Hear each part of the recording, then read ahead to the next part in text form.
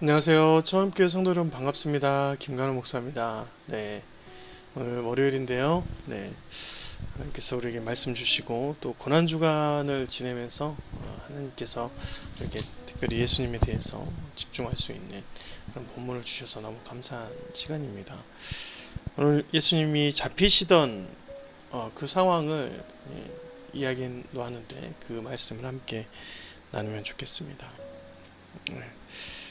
예수님께서 습관에 따라서 감난산에 가실 때 제자들로 같이 데려가셨다. 그래서 어, 유혹에 빠지지 않게 기도하라고 말씀하신 부분이 첫 부분이죠.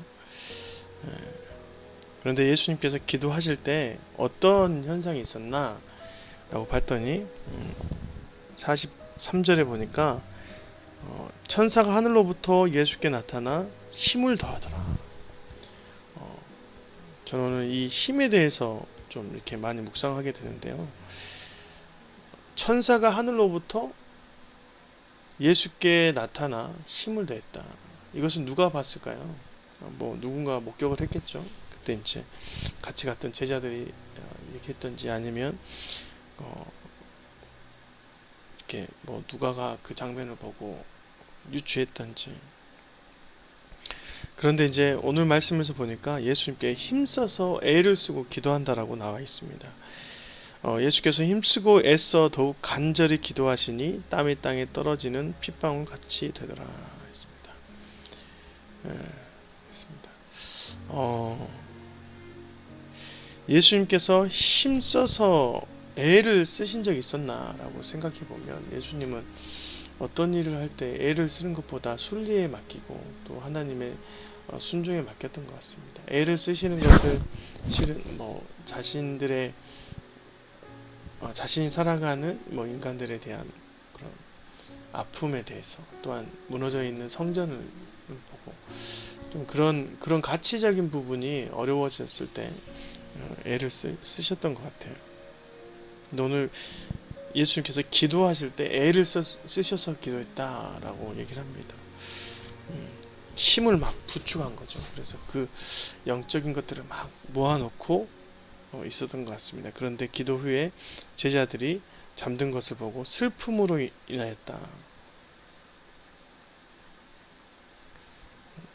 슬픔이 있었다는 것입니다. 제자들이 잠드는 것을 보고 유혹에 빠져 있는 상태인 것이겠죠.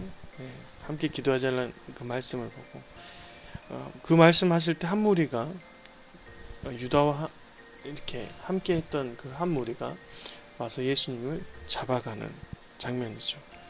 유다가 먼저 예수님께 입을 맞춥니다. 입을 맞추려고 해요. 48절.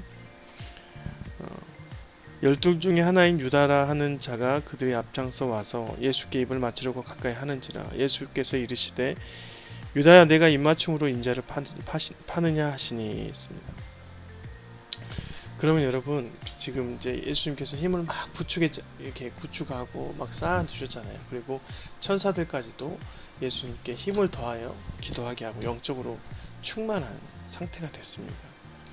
그러면 자신을 잡으려는 그런 백성들 나 한 무리들을 보고 그 힘을 쏟아내야 되는 것이 일반적인 우리의 생각인 것이죠. 근데 이 본문은 완전히 그들을 향해서 힘을 빼시는 예수님을 보게 됩니다. 제자들은 오히려 힘을 갖고 그들을 칠까요? 라고 했는데 오히려 그것을 아니죠. 그의 49절 그의 주위 사람들이 그 된 일을 보고 여짜오되 주여 우리가 칼로 치리이까 하고 그 중에 한 사람이 대제사장의 종을 쳐 그 오른쪽 귀를 떨어뜨린지라. 예수님께서 51절 예수님께서 일러 이르시되 이것까지 참으라 하시고 힘을 빼시죠. 그 귀를 만져 낫게 하시더라. 예수님이 대항할 때에는 힘을 빼시고 참고 계셨고 오히려 그 귀 잘라진 귀를 치유할 때는 예수님께서 힘을 쓰셨습니다. 더 힘 빼는 사건이 있습니다. 53절 52절부터 한번 읽어볼게요. 예수께서 그 잡으러 온 대제사장들과 성전의 경비 대장들과 장로들에게 이르시되 너희가 강도를 잡는 것 같이 검과 몽치를 가지고 나왔느냐. 내가 날마다 너희와 함께 성전에 있을 때에 내게 손을 대지 아니하였도다. 그러나 이제는 너희 때요 어둠의 권세로다 하시니라. 예. 자신을 내어주면서 힘을 빼는 장면을 보게 되죠. 이 장면을 보면서 예수님께서 힘써야 될 부분과 힘쓰지 않는 부분이 있다라고 생각했습니다. 예수님이 가셔야 될 그 골고다의 그 십자가의 길은 굉장히 힘든 일이죠. 그래서 어떻게든 힘을 써서 그것을 피하려는 것이 맞는 건데 예수님은 그 길을 가는 데는 굉장히 힘을 빼셨어요. 그런데 자신이 가지고 있는 자신과 함께하는 제자들에게 있었던 그런 죄의 유혹과 또 한 사람의 귀가 잘려나간 그 일에는 예수님이 힘을 사용하셨던 것이죠. 네. 더 나아가서 자신을 배반하는 유다 앞에서도 그 입맞춤 앞에서도 예수님은 자신을 내어주는 그 힘 빼심을 용납하셨습니다. 예.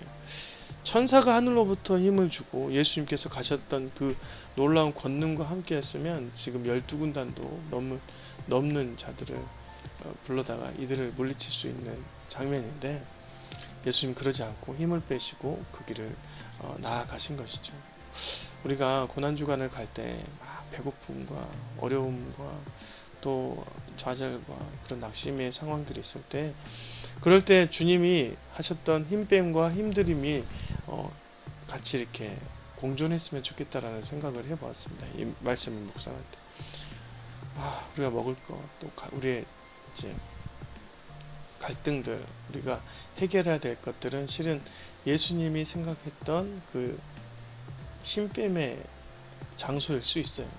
오히려 우리에게 있어야 될 본질, 구원, 우리에게 주어질 사명 그런 것들에 애를 쓰고 힘을 더하고 주님께 기도하면 오히려 그것들을 통해서 하나님께서 창군 천사를 내려보내서 우리에게 더 힘을 더하게 하실 것입니다.